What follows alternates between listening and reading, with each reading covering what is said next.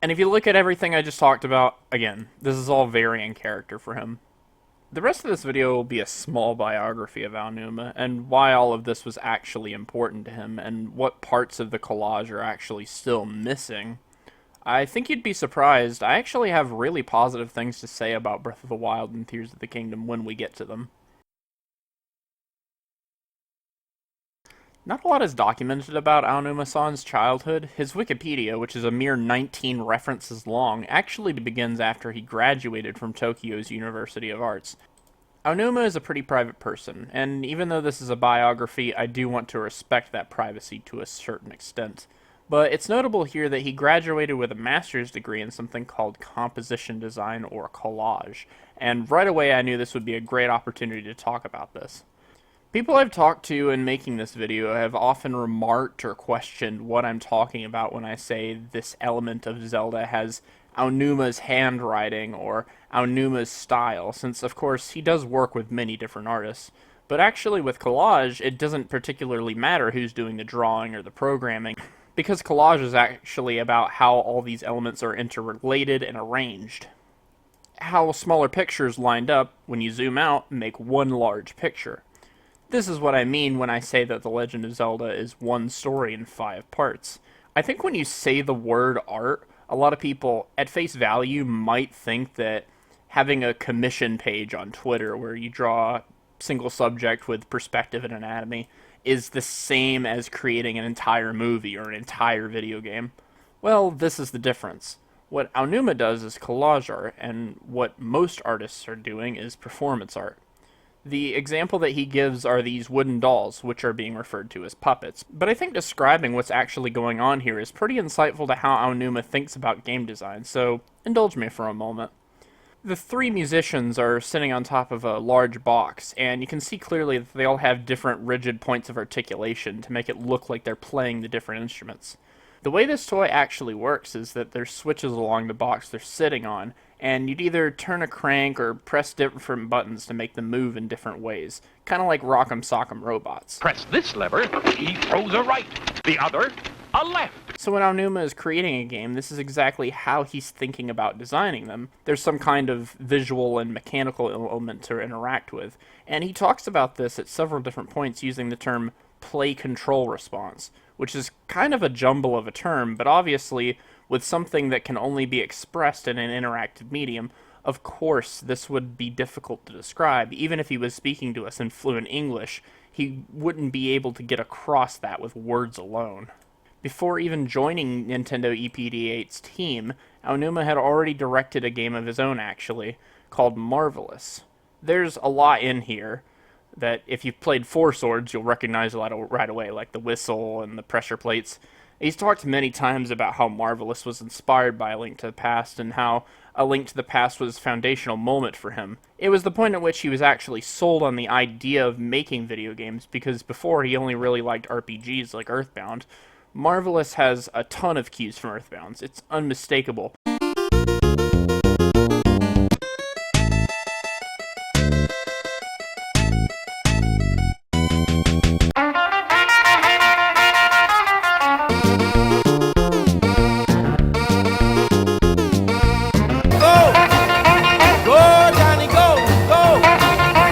And here he actually refers to them as text-based adventures, which is an interesting way of describing them because all the cutscenes and dialogue in Zelda are delivered to you in text without voice acting. So this was always an intentional presentation and tone device, and even at the age of 8 years old, it was very strange to me that anyone ever asked the question of why these games aren't voice acted. And if you needed an answer, he's given one here. This is during Twilight Princess, so after Phantom Hourglass. I guess this question wasn't well researched, and well, it shows. If you're someone who played one of these Zelda games, and one of your complaints is that you wish they had voice acting, it immediately becomes obvious that you're new here, and you don't actually know anything to have asked that. Now, this is one of the only times in the video where I will fully admit to be speculating, but, like, wow, how could you not? This has never been mentioned before or after, but apparently, before Marvelous, Iwata and Aonuma actually worked on a game together, which never released. This is before he officially joined Nintendo or anything, and I should say, This is very in character for Iwata, but if I said more than that, this video would be like way longer than it already is. But it's interesting because we also know that Earthbound 64 began development around this exact same time. And the whole reason Mother even exists in the first place is because Atoy had a relationship with Iwata. So suddenly Marvelous having all this Earthbound stuff in it suddenly doesn't seem so trivial. And soon when we get to Ocarina, you can see that he's already built up a rapport with Koizumi's story ideas from A Link to the Past manual, and he also took control of the whole Ocarina team very quickly. Like, by Space World, they had already completed arguably most of the dungeons. It's hard to say what influence Aonuma had on all of that. Like, here's a quote. He's talking with Takizawa, and the way he's worded it makes it sound like he worked on A Link to the Past. Maybe that's not what he meant, but this whole situation and what this game could have been is actually something I haven't seen brought up anywhere else. I mean, seriously, how am I the first person to talk about most of this stuff? Isn't Zelda like an extremely popular game series? I'm going to move on to Ocarina of Time and Majora's Mask together because they're really two parts of one game. The purpose of Majora's Mask, in terms of the way it contributes to the overall collage, is that it's a complementary piece to Ocarina of Time. On a literal level, you get to see what Link does in parallel to his adulthood, and thematically it's also about how he's coping with all of that, because he's basically an adult in a child's body, but I'll get to that later. I want to look at this quote in particular. This is so fascinating.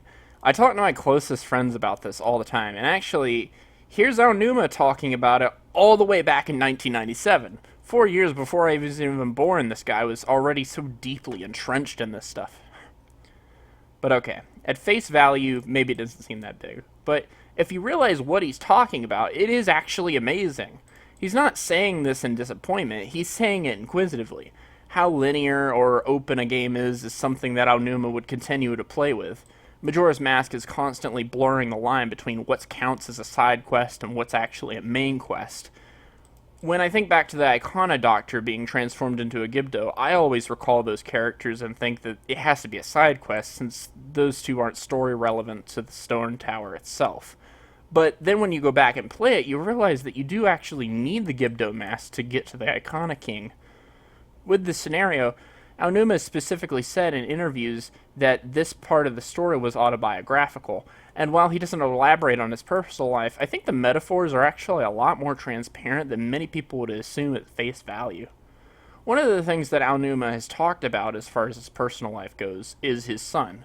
He's said many times that Toon Link is a stand-in for his son, and that he made Wind Waker as a game for his son, so I think it's pretty safe to assume that the Icona Doctor's daughter is his son, pretty much.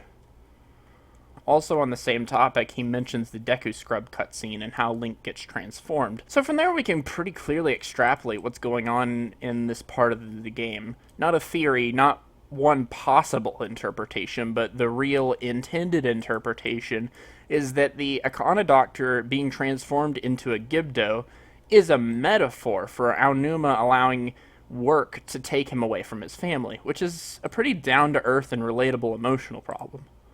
On a literal level, the Doctor is actually there in Iconic Canyon for his work, his research. So you could say that in the Zelda universe, being transformed into a monster is almost certainly a result of some kind of unhealthy obsession creeping and taking over things that are important.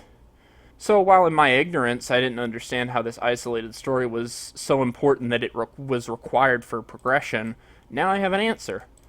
Majora is really just insight into how Aonuma thinks about this kind of stuff, or how transparent all of it is. People will insist that Majora is some kind of bold, stylistic entry into the series, and not having Ganon or Zelda is such a breath of fresh air to them. But actually, all of this shit is extremely important to Ganon and Zelda, just on a thematic level. Now, when you go back to Ocarina of Time, suddenly it makes a whole lot more sense that Zelda would rebuke her decisions from the past of roping Link into what's basically a huge political conspiracy. And obviously all this stuff about transformation and persecution applies a lot to Ganondorf, but that's something we're going to talk about in Section 4. And, you know, Aonuma continued to play with this idea of how linear a game should or shouldn't be, or how the player approaches Not just every scenario, but scenarios in general. How do you present something to them in order for them to make a judgment about it? He's talked about this many times too, but I'm going to highlight this one.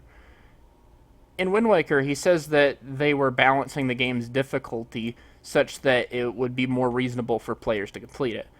I could probably go on for many hours about all this stuff, and also how all of these things are relevant to every single dungeon he's ever designed. But I do value my free time, and I also want you to value yours, dear viewer.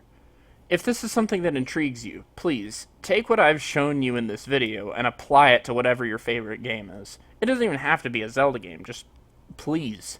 If you take nothing else away from this video, you need to learn about this medium and its beauty for yourself.